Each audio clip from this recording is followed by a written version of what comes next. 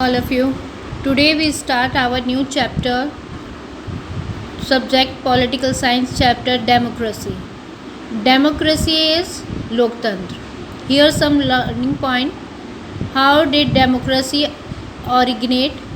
Different form of the government, meaning of democracy, features of the democracy. Students, here's also a box. You have to see this. The term democracy literally means rule by the pupil. It's very important line, so you have to underline this. While the term democracy is usually used in the context of this ideology, no country can be described as being completely democratic. The concept of equality is embraced by all regions and constitution of all countries. In the spite of the inequality has not been completely eliminated. बच्चों यहाँ पर जो democracy है वो पूरी तरीके से हम मान सकते हैं कि वो क्या है, रूल बाय द पीपल है. जो लोकतंत्र है वो पीपल्स मतलब जो पर्सन्स है, जो हमारे मानव है, उन सब के साथ ही बना है. उन्हीं के लिए कुछ रूल्स हमने बनाए हैं. और यही डेमोक्रेसी हमें यूजुअली क्या करती है, हमें किसी आइडियोलॉजी के बारे में, आइडियोलॉजी होती है विचारधारा, तो उस विचारधारा को क्या करती है, आगे की तरफ बढ़ाती है और हमें समझाती है. और इस चीज़ के लिए कोई कंट्री इस चीज़ को कम्प्लीटली मतलब जब ही वेरीफाइड करेगी जब वो हम उसके अंदर जो हमारे पीपल्स हैं उनकी सारी बातों को एक साथ रखेंगे, concept of the equality, then हम उसको आगे बढ़ाएंगे. और यही हर एक कंट्री का अलग अलग कॉन्स्टिट्यूशन होता है जिसके अंदर सारी चीज़ों का मतलब एक तरीके से एलिमिनेट नहीं किया जाता. उनमें उन जो पीपल्स है, जो नागरिक है, उनकी बातों को हम क्या करते हैं, वेरीफाइड करते हैं कॉन्स्टिट्यूशन के through. Okay. Struggle to achieve equality is indeed very long and is not as easy as appears to be. देखो काफ़ी चीज़ों के लिए हमें सफ़र करना पड़ता है, हर चीज़ इजीली नहीं मिलती और उसके लिए हमें काफ़ी दूर तक लड़ना पड़ता है. ऐसा ही हमारे इंडियन कॉन्स्टिट्यूशन में भी हुआ है.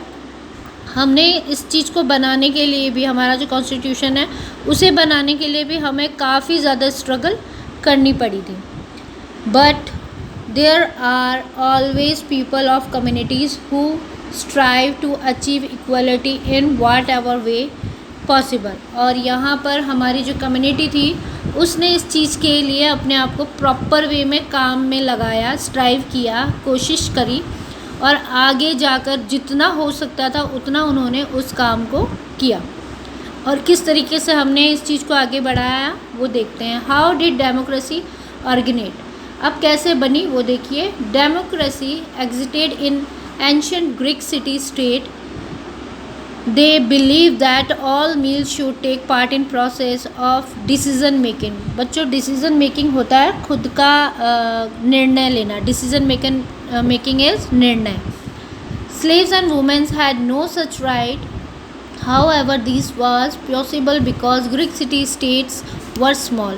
अब जो ग्रीक सिटी थी वो बहुत छोटी थी. वहाँ पर औरतों को और जो वहाँ के अपन कह सकते हैं स्लेव्स जो वहाँ पर रहवासी होते थे उनके लिए बहुत मुश्किल होता था किसी भी चीज़ के लिए, अपने राइट्स के लिए लड़ना.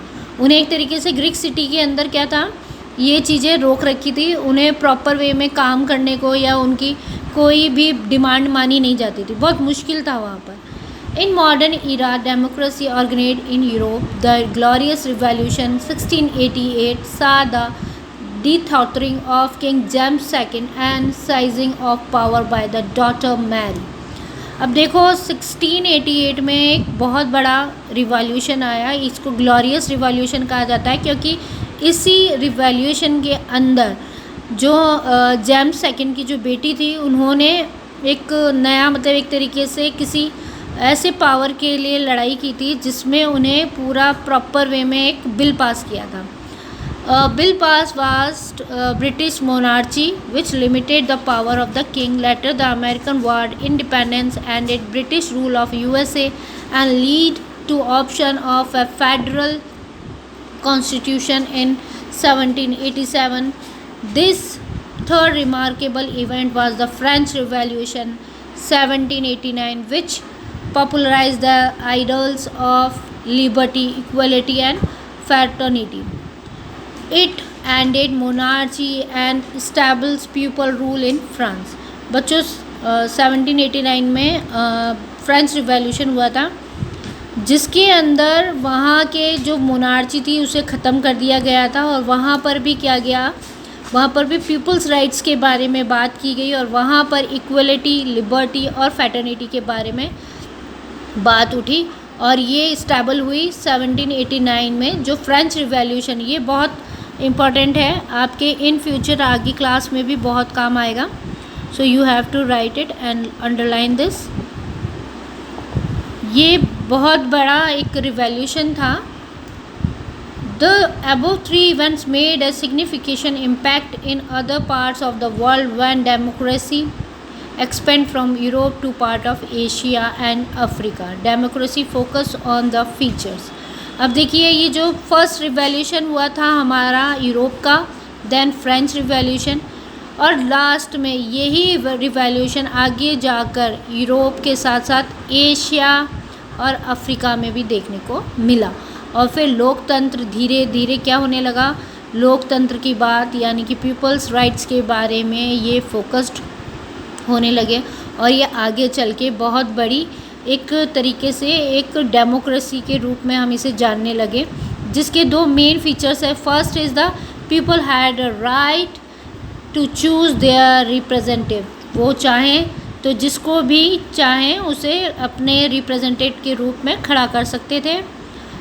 क्रब्स were placed on the power of rules and periodic elections, और जो पेरियोडिकल इलेक्शंस होते थे, जिसे हम कह सकते हैं कि चुनावों के तहत, वो अब अपने पावर के थ्रू यूज़ कर सकते थे। ये दो मेन फीचर्स है बच्चों। So you have to write and learn it. Okay, that's all today. Thank you everyone.